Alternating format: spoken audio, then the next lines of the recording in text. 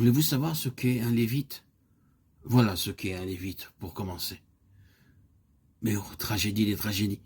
L'ennemi lui-même a dit, très bien, les Lévites se sont mis eux-mêmes à contribution, alors ils doivent être le point de mire de notre attention et de notre activité.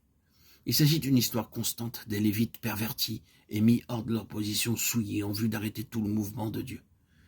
Et je l'ai dit à chaque fois que Dieu voulait aller plus loin, l'appel consistait à amener les Lévites à une nouvelle sanctification, à une position de sanctification, de sainteté envers le Seigneur. En tout temps, quand cela fut réalisé, alors le mouvement continuait et Dieu avançait. Ce principe lévitique est essentiel. C'est un peuple au milieu du peuple de Dieu qui, quel que soit le prix et d'une manière absolue pour Dieu, défend ses droits et la plénitude de sa pensée, de son dessein relatif à son peuple. Je répète qu'ils ne sont pas une communauté religieuse distincte, mais un peuple spirituel au milieu du peuple de Dieu, caractérisé et marqué par ceci. Ils ne s'autoriseront pas à se laisser toucher par la corruption qui est dans ce monde et dans la main du profanateur.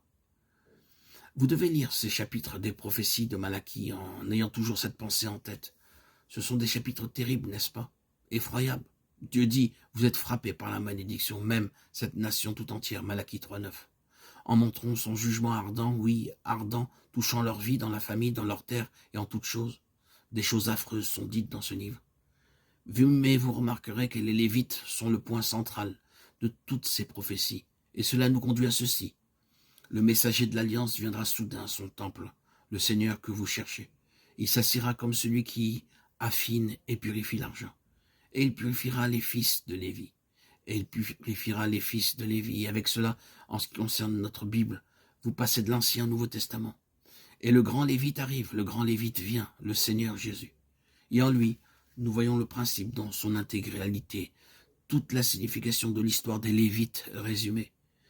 Il est le Lévite à son zénith. Le corrupteur assaille, le tentateur attaque pour détourner ce Lévite de sa fermeté.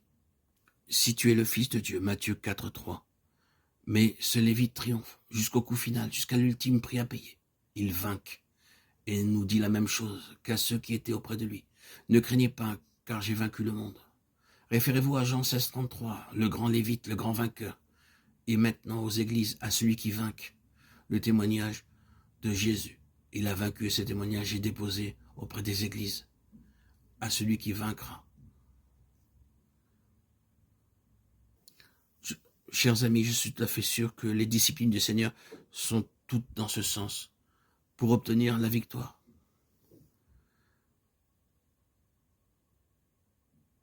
Un jour ou l'autre, si vous réalisez ce que cela implique, vous y viendrez. Et il nous faut pour cela la discipline des Lévites, des Lévim,